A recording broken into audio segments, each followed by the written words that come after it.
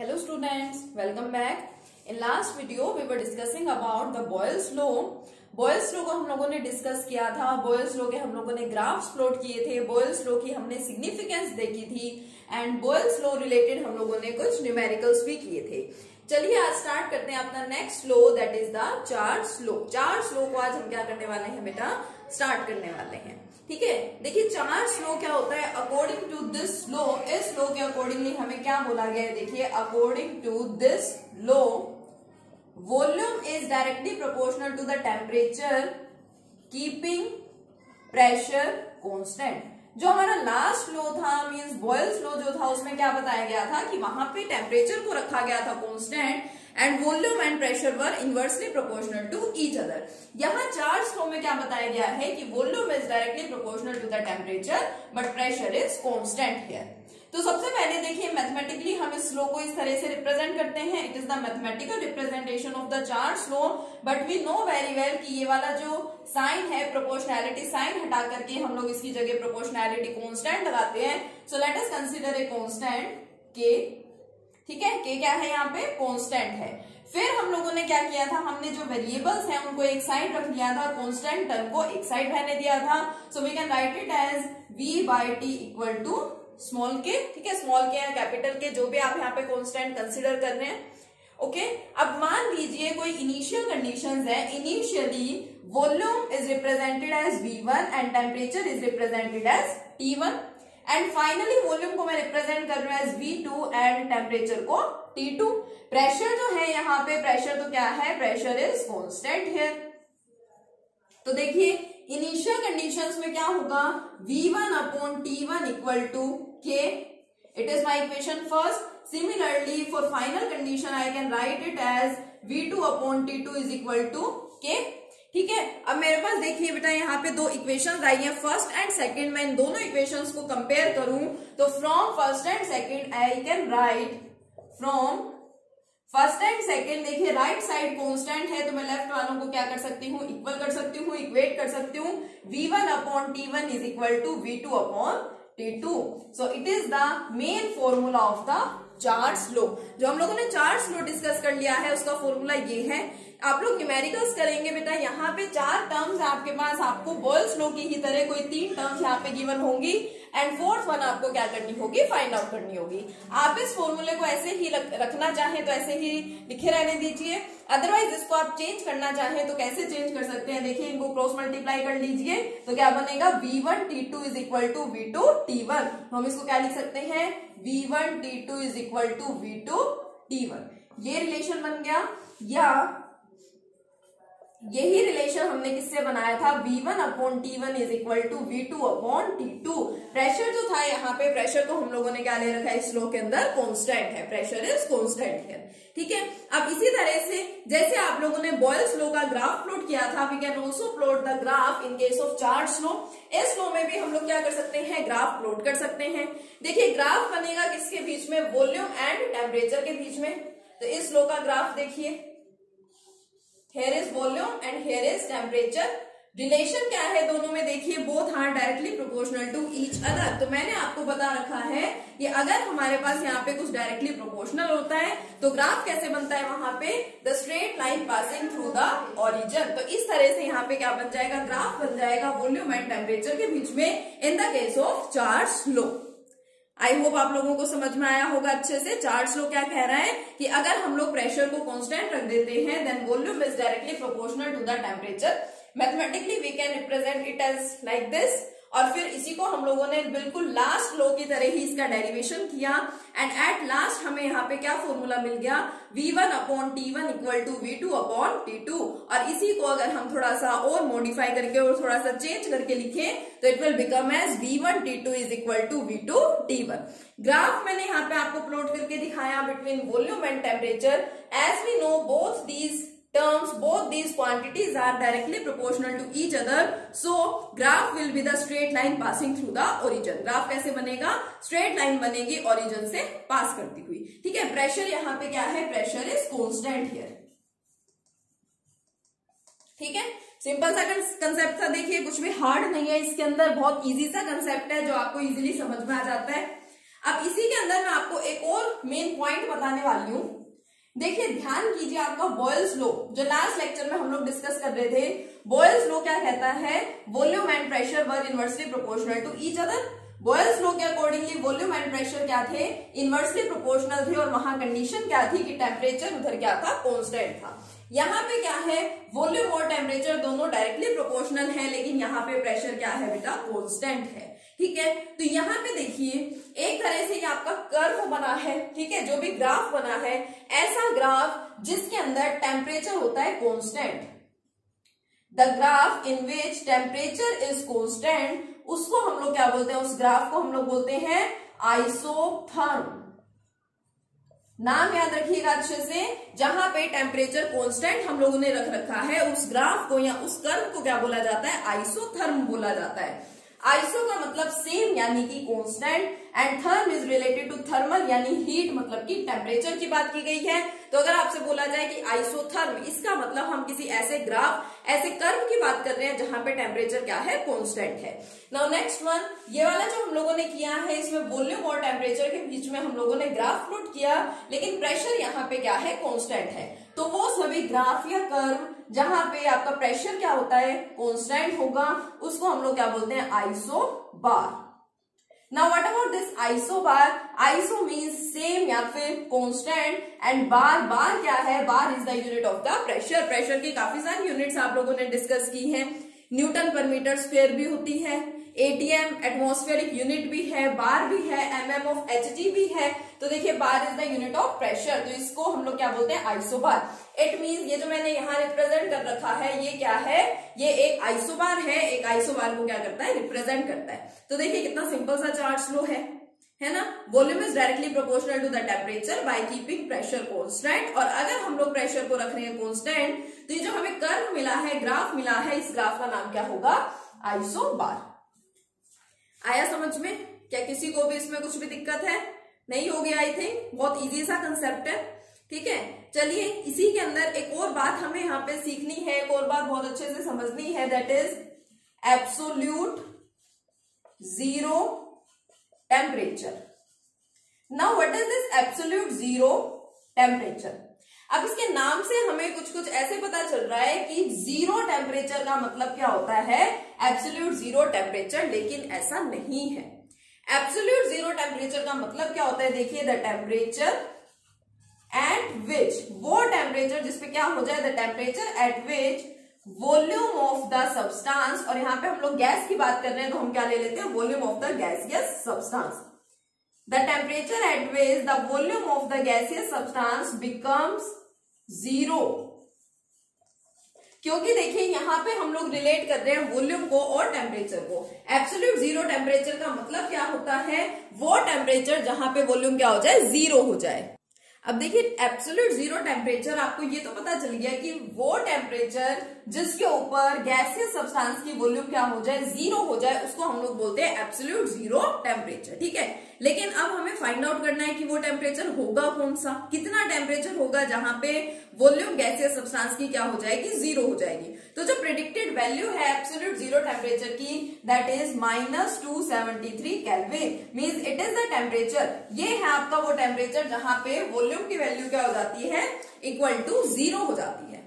अब ये पता कैसे चला, क्यों हम लोगों ने -273 केल्विन को ही लिया एब्सोल्यूट जीरो टेम्परेचर, कुछ और हम लोगों ने यहाँ पे क्यों नहीं लिया? तो चार्ल्स ने यही किया था, इन्होंने इस फैक्टर को एक्सप्लेन किया। इन्होंने देखिए एक छोटा सा रिलेशन दिया था, उस रिलेशन को एक बार समझिए अच्छे से। मे बी स्टार्टिंग में आपको वो रिलेशन थोड़ा सा अजीब लगे, बट बहुत इजी है, आपको आसानी से समझ में आ जाएगा। देखिए वो क्या रिलेशन है। देखिए अब चार्ल्स ने क्या बताया, इन्होंने एक छोटा सा रिलेशन दिया, Vt is equal to V0 plus V0 by 273T। मतलब क्या है इसका, देखिए V आपको पता है वॉल्यूम को रिप्रेजेंट करता है, एंड T रिप्रेजेंट कर रहा है किसको, यहाँ पे T रिप्रेजेंट कर रहा है टेम्परेचर। ठीक है, अब देखिए V0 का मतलब क्या है, V0 का मतलब है इनिशियल वॉल्यूम। स्टार्टिंग में इन्होंने जो वॉल्यूम कंसिडर की वो क्या कंसिडर की, V0।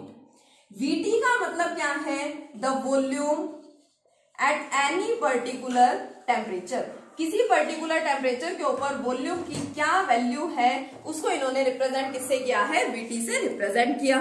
ठीक है, ठीक है, तो ये तो आपकी क्या हो गया, V0 एंड Vt हो गया। देखो मान लो, अब इस चीज को यहाँ पे बहुत अच्छे से समझना। सपोज स्टार्टिंग में बिल्कुल जस्ट मैंने रिएक्शन स्टार्ट किया, स्टार्टिंग में मान लीजिए टेम्परेचर क्या है 0 डिग्री सेल्सियस है। 0 मैंने टेम्परेचर लिया और उसमें मैंने माना कि जो वॉल्यूम थी वो वॉल्यूम क्या है, सपोज 100 मिलीलीटर थी। गैसियस सब्सटेंस की वॉल्यूम 0 डिग्री सेल्सियस टेम्परेचर पे वॉल्यूम क्या है 100 ml। मान लीजिए मैंने टेम्परेचर थोड़ा सा बढ़ा दिया और क्या कर दिया 10 डिग्री सेल्सियस, और सपोज वॉल्यूम क्या हो गई 200 मिलीलीटर हो गई। अब 200 मिलीलीटर का मतलब क्या है, देखिए 100 मिलीलीटर तो इसकी पहले से वॉल्यूम थी यानी कि इनिशियल वॉल्यूम थी, प्लस 100 ml इसके अंदर और आ गई, यानी जब हम लोगों ने टेम्परेचर बढ़ाया तो जो इनिशियल वॉल्यूम थी उसी इनिशियल वॉल्यूम के अंदर थोड़ी सी और वॉल्यूम क्या हो गई, एड अप हो गई। तो इन्होंने यहाँ अपने रिलेशन में ये बताया कि जो वॉल्यूम होगी किसी भी पर्टिकुलर टेम्परेचर के ऊपर, देखिए वैसे टेम्परेचर को कैपिटल टी से रिप्रेजेंट किया जाता है, तो आप यहाँ पे कैपिटल टी लिखना चाहें तो वो भी लिख सकते हैं, ठीक है। वॉल्यूम जो है किसी पर्टिकुलर टेम्परेचर पे इट इज इक्वल टू, मान लीजिए ये आपका पर्टिकुलर टेम्परेचर मैंने ले लिया, ठीक है। तो जो वॉल्यूम है at any particular temperature it is equal to V naught, V naught का मतलब initial volume, plus V naught divided by 273 T, T का मतलब टेम्परेचर होगा। और इन्होंने कहा कि जो इंक्रीज होता है वॉल्यूम में या जो चेंज होगा वॉल्यूम में that will be 1/273 part of the initial volume. इन्होंने कहा कि ये जो चेंज होता है ये इनिशियल वॉल्यूम का 1/273 पार्ट होता है, ठीक है, जो भी चेंज होगा। सिर्फ इस पॉइंट को, इस फैक्टर को आपको अच्छे से ध्यान रखना है, आपको ये रिलेशन ध्यान रखना है, ठीक है। अभी आपका रिलेशन हो गया, जो इन्होंने रिलेशन बताया initial volume and final volume. Final volume का मतलब किसी पर्टिकुलर टेम्परेचर के ऊपर वॉल्यूम है, ठीक है, इसको आपको ध्यान रखना है बिल्कुल अच्छे से। उसके बाद देखो, अब मुझे तो यहाँ पे फाइंड करना था एब्सोल्यूट जीरो टेम्परेचर, यानी कि मुझे पता लगाना है कि वो कौन सा टेम्परेचर होगा या कितना टेम्परेचर होगा जहां पे वॉल्यूम क्या हो जाए 0 के इक्वल हो जाए। Now it is my work, मुझे ये काम करना है, मुझे ये पता लगाना है कि मैं कितना टेम्परेचर लूं कि जो वॉल्यूम है वो क्या हो जाए 0 हो जाए। तो स्टार्टिंग से स्टार्ट करते हैं। मान लीजिए टेम्परेचर कितना है, सपोज मैंने ले लिया 0। स्टार्टिंग में मैंने लेट किया टेम्परेचर क्या है 0 है, तो वो वैल्यू मैं इस पे पुट करके देखूंगी कि क्या वॉल्यूम 0 बनती है या नहीं बनती। तो अगर मैं यहाँ पे देखिए टेम्परेचर को 0 पुट करूंगी तो देखो अच्छे से यहाँ पे क्या मिलेगा मुझे, वी नोट। वी नोट का मतलब क्या है, देखिए यहाँ पे इनिशियल वॉल्यूम, ठीक है, initial volume as it is लिखूंगी मैं। देखिए V naught plus V naught divided by 273 and multiply में टेम्परेचर की जगह क्या लिखूंगी 0 लिखूंगी, तो ये कंप्लीट टर्म किसके इक्वल हो जाएगी 0 के equal. So my volume at any particular temperature will be equal to initial volume, यानी कि वॉल्यूम 0 तो नहीं हुई। तो उन्होंने इस तरह से काफी सारी वैल्यूज पुट करके देखी टेम्परेचर की, एंड एट लास्ट जब उन्होंने लिया टेम्परेचर -273, अच्छे से समझना, -273 टेम्परेचर पे उन्होंने क्या ऑब्जर्व किया, उन्होंने देखा VT is equal to V naught plus V naught divided by 273, और इस टेम्परेचर की जगह कितना रख दिया मैंने -273। 273 से 273 क्या हो गया है, कैंसिल आउट हो गया। तो देखिए VT is equal to V naught plus minus minus V naught, it means VT is equal to 0। तो बेटा हमें साफ साफ यहाँ पे दिखाई दे रहा है कि टेम्परेचर अगर -273 केल्विन होगा तो -273 केल्विन टेम्परेचर के ऊपर वॉल्यूम क्या हो जाती है 0 हो जाती है। तो चार्ल्स लॉ से हमें पता चला that absolute zero temperature is -273 kelvin temperature. याद रखेंगे सभी बच्चे इस टेम्परेचर को, ठीक है। ये लॉ क्या है, हमारा चार्ल्स लॉ है। अभी इसके साथ मैं आपको नेक्स्ट लॉ और बता रही हूँ, न्यूमेरिकल्स हम लोग एक साथ करेंगे उन सभी लॉज के, ठीक है। पहले नेक्स्ट लॉ देख लेते हैं। नेक्स्ट लॉ क्या है, बहुत इजी सा है, देखिए उसको अच्छे से समझना। देखिए नेक्स्ट लॉ जो हमारे पास है it is Gay-Lussac's law. Gay-Lussac's law क्या कहता है, बॉयल्स लॉ ने कहा volume is inversely proportional to pressure, Charles law ने कहा volume is directly proportional to the temperature, और गे-लज़ाक्स लॉ ने क्या कहा, देखिए इस लॉ के accordingly pressure is directly proportional to the temperature. इस लॉ ने रिलेट किया प्रेशर और टेम्परेचर को, और क्या बताया कि pressure and temperature are directly proportional to each other. So what about volume, keeping volume constant. Volume यहाँ पे क्या रहने वाली है, कांस्टेंट रहने वाली है, ठीक है। Mathematical expression of Gay Lussac's law. अब प्रोपोर्शनैलिटी का साइन हटाएंगे तो उसकी जगह क्या मेंशन करेंगे, प्रोपोर्शनैलिटी कांस्टेंट। सो मान लीजिए प्रोपोर्शनैलिटी कांस्टेंट इज टी। फिर वही प्रोसेस एज इट इज बिल्कुल लास्ट लो के जैसा है, वहां पे इधर वॉल्यूम थी और यहाँ क्या है, प्रेशर है। तो देखिए क्या होगा, P by T is equal to K. अब मैं कुछ कंडीशन ले लेती हूँ कि सपोज इनिशियली जो मेरे पास गैस प्रेजेंट है उसका प्रेशर क्या है, इनिशियली जो गैस मेरे पास है उसका प्रेशर है P1 एंड टेम्परेचर है T1, और फाइनली एट लास्ट प्रेशर क्या होगा, P2 और टेम्परेचर क्या होगा, T2। ये दोनों चीजें मैं इसके अंदर पुट करूं तो मुझे क्या मिलेगा, P1 upon T1 is equal to k, first equation. Similarly P2 upon T2 is equal to k, second equation. From first and second, अब मैं फर्स्ट और सेकेंड को रिलेट करूंगी देखिए तो मुझे क्या मिलेगा, P1 upon T1 is equal to P2 upon T2। It is my Gay Lussac's law. ये कौन सा लॉ है, गे-लज़ाक्स लॉ है। इस लॉ को भी अगर आप लोग इतना ही रहने दें तो भी ठीक है, अदरवाइज इसको चेंज करें तो क्या हो जाएगा, ऐसे इसको क्रॉस मल्टीप्लाई कर दो और देखो क्या बन जाएगा, P1 T2 is equal to P2 T1। ठीक है, देखिए कितना सिंपल सा लॉ है। 3 लॉ डिस्कस किए हम लोगों ने अभी तक, है ना। देखिए फर्स्ट लॉ हम लोगों ने क्या पढ़ा था, बॉयल्स लॉ। बॉयल्स लॉ के अकॉर्डिंगली क्या था, volume is inversely proportional to the pressure. अभी हम लोगों ने लास्ट पढ़ा है रिसेंटली चार्ल्स लॉ। इसके accordingly volume is directly proportional to the temperature. Derivation सभी का सेम ही चल रहा था। And this law, Gay-Lussac's law क्या बताता है हमें, pressure is directly proportional to the temperature. और अगर प्रेशर और टेम्परेचर डायरेक्टली प्रोपोर्शनल है तो सिंपल सी बात है, वॉल्यूम क्या रखी गई है, यहाँ पे कांस्टेंट रखी गई है। ठीक है, अब देखिए इसी तरह से अगर मुझे इस ग्राफ के लिए, इस लॉ के लिए अगर मुझे ग्राफ प्लॉट करना है तो देखिए मैं क्या करूंगी, लॉ क्या है मेरा, गे-लज़ाक्स लॉ।